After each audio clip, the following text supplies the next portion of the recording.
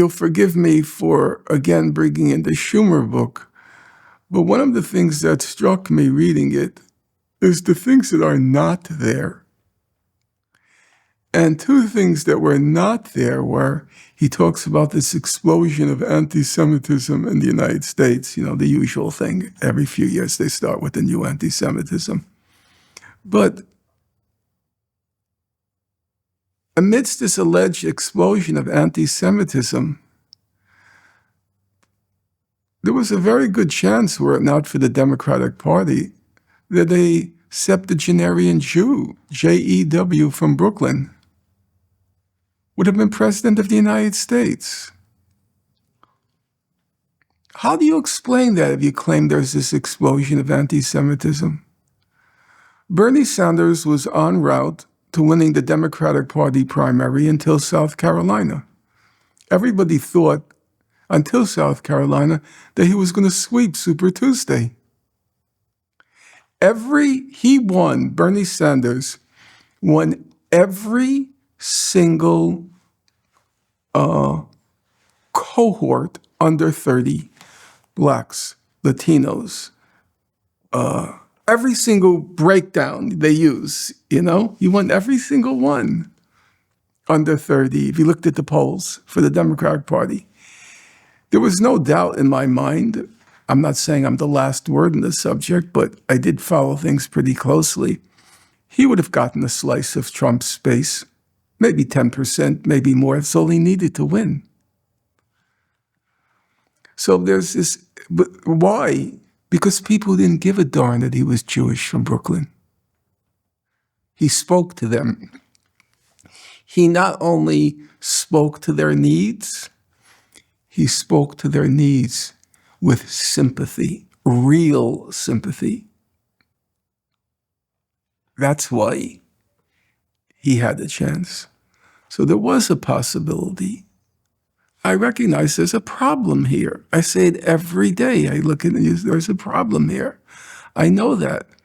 The assaults on the university, and believe me, I am the last person to have this awe and deference to the university system. I recognize real achievement. I have no problem with that. I recognize I'm not first rank. I'm not second rank. I doubt I'm even third or fourth rank. I doubt it. And you know what? That's life. It's the God's throw of the dice. I know I work hard, but as Edison famously said, genius is 1% inspiration and 99% perspiration. I'm at least 97% on the perspiration until my brain just dies out on me. That's not my lack of will, but my brain says, no, the wheel stopped turning. I didn't get the 1% of inspiration. Very few people do,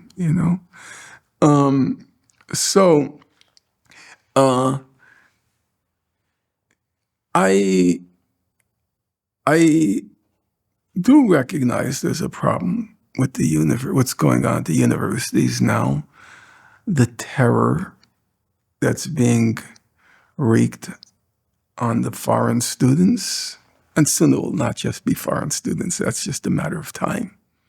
I recognize all that, and I'm very concerned about that. On the other hand, it didn't start under Trump. Let's stop that pretense. They don't even care, the ruling elites in the Democratic Party, about certain of the assaults. If it's going after people who don't like genocide, they don't care. If it's going after the Middle East Studies Department, they don't care.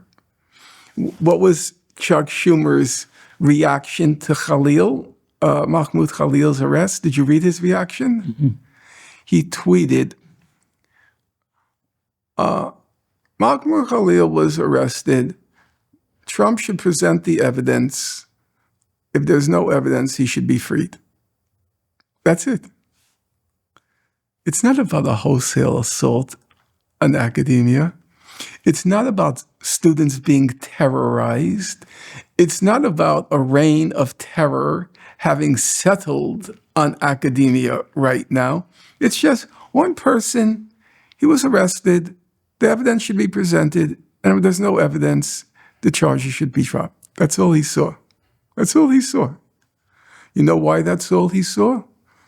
Because his donors are behind it. His class is behind the whole thing. So how could he criticize it beyond a mistaken arrest? That's all it is.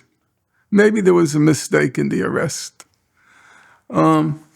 So, yes, I am concerned about it, for sure. But as I said, with the caveats, it didn't start under Trump. That's just a flat-out lie.